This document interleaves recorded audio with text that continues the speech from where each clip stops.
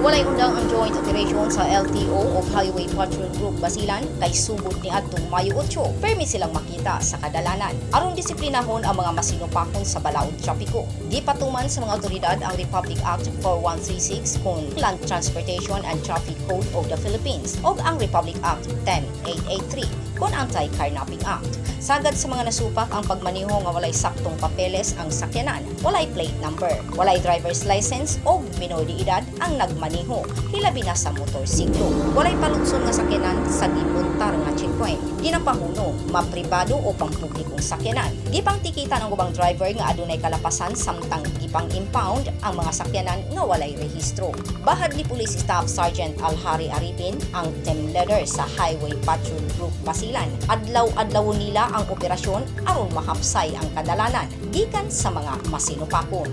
Grace Alpunaba, Newsline, Philippines, Basilan. Stay safe.